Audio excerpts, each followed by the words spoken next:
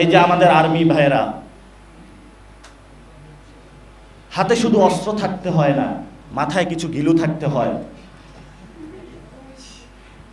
না বুঝে সংবিধান, না বুঝে স্টেট, বিভিন্ন দেশ থেকে গিয়ে একটু ঘুরে ফিরে কিন্তু অস্ত্রের প্রদর্শনী থেকে কিছু অস্ত্র নিয়ে আসে, আর নিয়ে আইসা মাথায় গিলু না থাকার কারণে অস্ত্রটা চালায় জনগণের উপরে।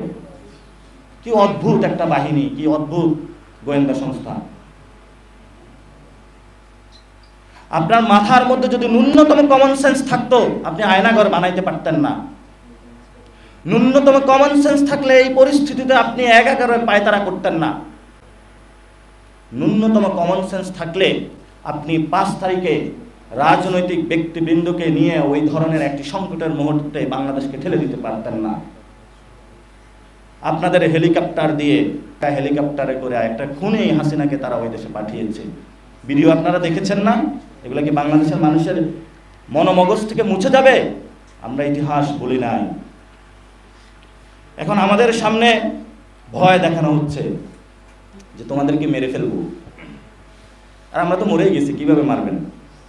এখন যদি মারেন তাহলে আপনিও মরে যাবেন, কারণ মৃত মানুষের কবরে ঢুইকা যদি মারতে যান আপনিও কবরে পড়ে যাবেন।